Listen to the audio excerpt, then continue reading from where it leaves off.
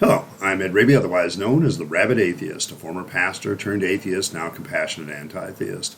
Welcome to my channel. Feel free to like or dislike the video as you see fit, so feel free to hit those buttons. Feel free to comment below, and I would appreciate it if you would subscribe to the channel and hit your notification bell for more content as it is released.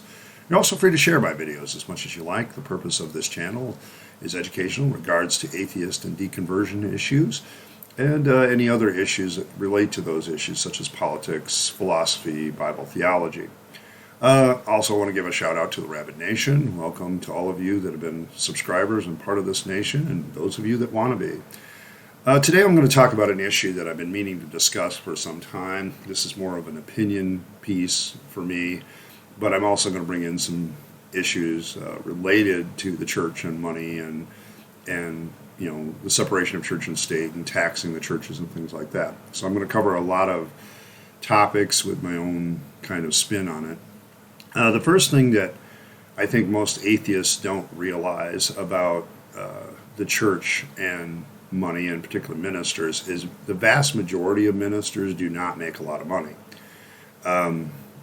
The average salary, according to several Google sources, depending on who you look at, can be anywhere from $31,000 to $40,000 a year, often without benefits, and that's including benefits sometimes. Now, pastors can also get a housing allowance, which is not taxable in any way, shape, or form. Not even Social Security or Medicaid get taken out of it, and that can be a substantial chunk. I know some ministers that'll put all of their stuff into housing allowance and justify it every year to the IRS because they can just say, this is rent, this is, keeping up the parsonage or whatever. You can include a lot of things with that benefit that aren't taxable. But then there's always something that is taxable. In my case personally, I used to have about half my salary being under that umbrella of, housing allowance, and then the other half was taxable. And it usually kept the IRS away from me because, who are they to argue at that point? But that's one benefit of it, but that also brings up another myth that churches don't pay taxes per se. They do indirectly. They may not have to pay sales taxes or property taxes or capital gains, like a corporation does. But if they have a payroll, if they have people on the payroll, then they have to pay payroll taxes like everybody else. And depending on that, the minister can either be self-employed or he can go through that. It really depends on the denomination and what's going on. So the financial compensation for probably 99% of ministers is about the same as you could make working at Walmart full-time. It's pretty similar, and I speak from experience. So what you have there is a situation in this country where a lot of atheists think that ministers make a ton of money, and we'll go into in a minute about why I have an objection to all ministers making money in a minute, and I'm coming from somebody who used to be one. But the objection that somehow they make a ton of money and they should be taxed more for it, most of them already are, minus the housing allowance. Yeah, some people can get away with having that all be a housing allowance, but you can't do that with everything. And sooner or later, the IRS does look at you personally if you're like claiming a housing allowance of $1,000 every week. What kind of house do you have, and what are your household expenses? What are you spending so much money on? Might become a question for them. So you have to balance that. But you're going to be paying taxes on some of your income if you chose to do that route. Now, one of the things that ministers in the United States can do is they can also opt out of Social Security and Medicaid. This is a very dangerous thing to do, in my opinion, especially if you end up living a long time and that might be your only benefit. Because ministers make so little, they often, in my case, one of the biggest challenges I have coming out of the ministry is I have no retirement because none of my churches really ever provided for that. And so I was left to provide for it for myself. Well, if you're barely getting by with a salary that's akin to the world's largest brick and mortar retailer, yeah, you're not going to be able to do that. A lot of ministers live paycheck to paycheck just like everybody else. I'll talk about the Televangelists in a minute because they're a different category to me. And I think some people think that if they tax ministers and churches more, they'd make more money. Well, you're already making some tax revenue off of ministers that pay taxes. So that's not completely accurate that they don't pay anything. I do want to talk about the televangelists because usually those are the examples that atheists point to. See, we can make a whole bunch of money. How many televangelists are there actually? And what percentage of that is, of all the ministers in the United States, is that? Sure, levy a tax on their income, but what they're doing really is they're utilizing the system, particularly the housing allowance, to get around some of that stuff, but also other tax benefits that all non-for-profits get. So it's not really all that surprising that they use those not-for-profit statuses to do other things. Other not-for-profits do that too. And I don't think sometimes atheists really look at different not-for-profits and make sure that they're not doing the same things that churches are doing. There's definitely some not-for-profits that make a crap ton of money just to be advocates and don't really actually do anything per se to deserve their money other than to be in front of the camera from time to time yelling about stuff. And so you need to realize that some of the same problems that exist that you perceive as an atheist in churches, you might want to take a look at some of those other not-for-profits that aren't religious and give them a good look-see, because some of them are doing the same things. And so if you're going to object to the morality of churches doing it, you have to object to the morality of not-for-profits doing it too. Now, at this point, it sounds like I'm defending the church. I think I'm not really defending it, because I'm going to get to that in a minute. But I want people to understand that a lot of times when I hear atheists, my fellow atheists, talk about money in the ministry, it's pretty clear that they don't know what the hell they're talking about. Okay? Some churches have a 501(c) status, which allows them to act as things, but you're not allowed politically to speak out. Other churches don't have that. Okay? So there is a real big legal question is whether a church without a 501(c) doesn't also have the right to talk about politics. You're not really supposed to endorse candidates and stuff behind the pulpit if you have a 501(c), but at the same time, what if you don't have that status in your religious organization? The IRS is still going to treat you as tax exempt, but do you really have the governmental accountability that says you can't speak to political action? And the answer might be no. And that's why the IRS doesn't press it, because they don't want to get into a legal fight with a church, because one, it's bad PR, and two, it's just something that they don't want to do. So I look at this issue a little bit differently, because I've seen both sides of this now. And the thing you have to clear up in your mind is, one, the vast majority of churches are not making a shit ton of money. And their pastors aren't making a shit ton of money either. I struggled most of my ministry, sometimes to even, keep bread on the table and keep my kids going through school and stuff. And my kids were very active in school, and I wanted that, and it was a big expense, bigger expense for that reason. And so a lot of times I'd look at the end of the month and there was no money left. So that's not, I'm not saying that all ministers are that way, but I think a good chunk of us are. It's no accident certain denominations have, pastors covering 2-3 churches on a Sunday morning, okay, because that's kind of the state of things. And that's why the other argument is, if we tax the churches, that's a big revenue source. And I have to question that. Is it a big revenue source anymore? If churches are shrinking, that means they have less people giving to them too. So is the money pile getting bigger or smaller when it comes to the idea of taxing churches? No. I think it's getting smaller, and you're not going to sit there and watch a revenue source get bigger. You're also going to be very, very surprised, that in these smaller churches, the revenue source isn't that big. If you're going to tax, let's say you were to tax churches like you tax corporations, you would literally have 80% of the churches, at least, maybe more, either showing a loss, which they wouldn't pay taxes, or dead even. They're literally, every dime they take in, they're spending out. So their profitability is zero, and that's what you would be able to tax. So are you really going to make a lot of money with about 80 to 90% of the churches in the United States? No. You're either not going to make money or they're going to show a loss, and you're not going to get anything anyway. So with the rest of them, yeah, you might make some money, and it might be an interesting revenue stream, but I don't think it's going to be as big as a lot of atheists think it is, especially with the churches shrinking. All right, that brings up, of course, the separation of church and state. And my viewpoint on that is that the state needs to mind its own business in order to protect the state when it comes to religion.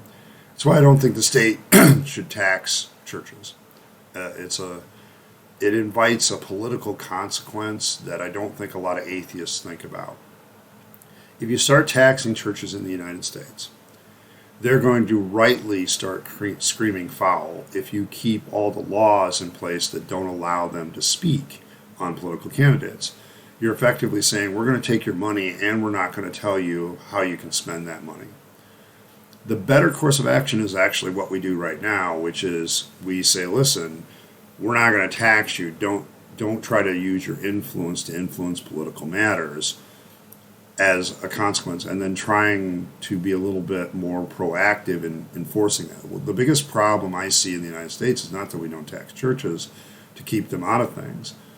Yeah, sure, some might argue that that makes churches a free riders. Well, I got news for you. In the United States, there's a lot more free riders than just churches, okay? There's a lot of people that gain a lot of benefit from living in the United States and don't pay a dime for it. If you're going to make that argument, you make that argument against all or none, in my opinion. If you're going to say the free rider argument is your argument, then you're going to have to say, okay, what about all the other free riders? I'm going to start pointing to people, on corporate and public welfare. I'm going to say these are all technically free riders too. So that becomes an issue, Why don't you tax them? Oh, they don't have any money. Well, churches don't have any money either in a lot of respects. So, that's kind of a foul thing to do. And I have a moral problem with taxing any group of people and then not allowing them to speak on how that money is spent. So you're actually, by taxing them, inviting them to start getting very politically involved. Because now they're going to say, hey, you're taking our money. We have the right to tell you what to do with it.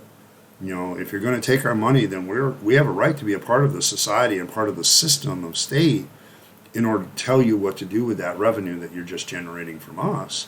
You can't just take our money and then say we're not allowed to speak about what goes on.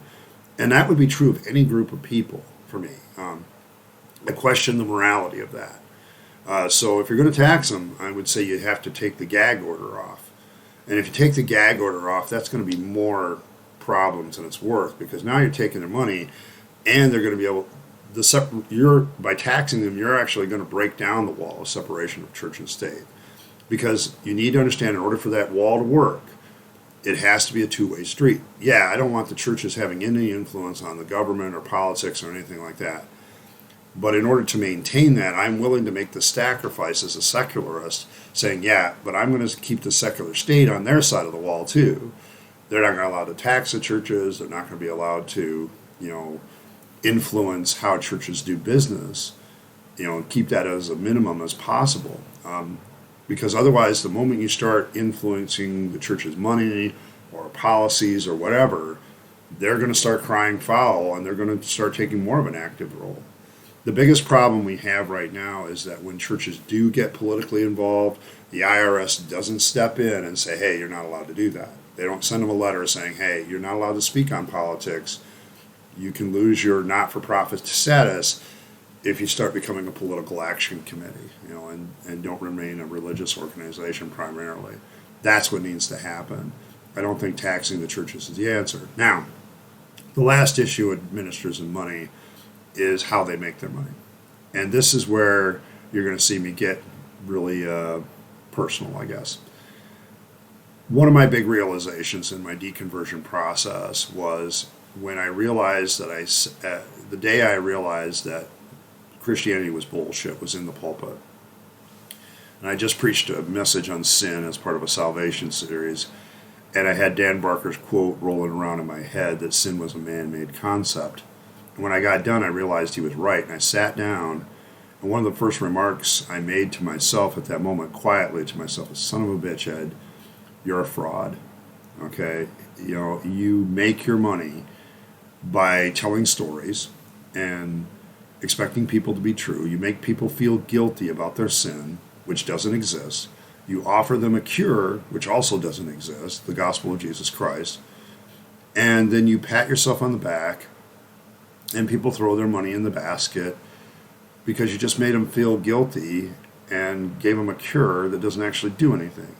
God damn it, you're a snake oil salesman. And when I had that realization about myself, that was a very low moment. It didn't stop me from getting into the pulpit next week, but from then on it was completely different. It was a moment where I realized I was making my money doing something that was nonsensical. And this is the real problem with churches, is the moral issue of engaging in lying and deception in order to make money. And because I believe all mythology is just that, mythology, anybody who makes their money for a religious reason is basically making their money off of fantasy land. And it's that which makes them oily and can be a little bit underhanded. So it began to, in my own self, to cause me to question the morality of my occupation. And, I continued on for another 3 years, but this is what began to cause the stress in me from a deconversion standpoint, is because I need this job to make money. It doesn't give me a lot of money, but it does give me a lot of money. It does allow me to survive, and it gives me enough time to pursue something else, which is what I was doing at the time. I was going to school to pursue another degree. And so I'm like, okay, I can do the job of a minister because these people want to do things. But the morality of the issue began to get to me, that I was making money to do something that was purely based on imaginative characters from ancient mythology from 2,000 years ago. And I don't know how other than to say that. It began to gnaw on me from an ethical standpoint of being honest and being honorable, having an honorable profession where I was actually providing something useful in response to my money and to making money. And I think that's the biggest issue that I ran into morally and ethically, personally, is that. For me, it became an issue of, I want to do something that's actually honorable, that has some good value to it, that is reflective in the truth, in the desire to know as many true things as possible and believe as many false, and not believe as many false things as possible. It's a good ethic to live by. And that became the real problem with money in the ministry, is I was making money. It wasn't a lot, but I was doing it telling stories, and I was doing it creating a certain mindset and mythology in people's heads that wasn't true, that I couldn't prove. And it bothered me. And it was part of the stress of the whole thing, was, I knew that what I was saying wasn't true. And I also knew that the reason I was making money was also not true. This is the ethical quandary. So when I talk to ministers and I get them to realize that their faith is bullshit, this is the next thing I go into. I said, dude, you're making money off of something that's crap. You are a snake oil salesman right now. And once you realize that's your occupation, some people roll with it. I mean, there are people in the ministry that are frauds that don't have a problem with this because this is how they do it. They full well don't believe in shit, okay, but they don't care because they understand that there's a sucker born every minute, and a fool and his money are soon departed, and so they play on the foolishness of people and to make money. But really, even those that are honest and sincere ministers are making money off a fairy tale, and that's a real ethical problem for me. So if you're a minister out there and you don't believe, you need to understand this is how you're making money. If you do believe and are a sincere believer, this is how I perceive you making your money. This is why I perceive that. Because if you're telling stories that can't be verified, and that's how you make your money, that's fine. If you're a storyteller and openly acknowledge the story is a story, that's fine. I don't mind paying a good storyteller if he's telling a yarn or a lie or a tall tale if he openly tells me that. I like going to like Penn and Teller's magic show. I like watching them do magic because they plain out tell you they're trying to trick you. that it's sleight of hand and smoke and mirrors. They tell you that. And when a magician or a storyteller or somebody tells me like that's what they're doing, I don't have a problem paying them because they're being honest about what they are.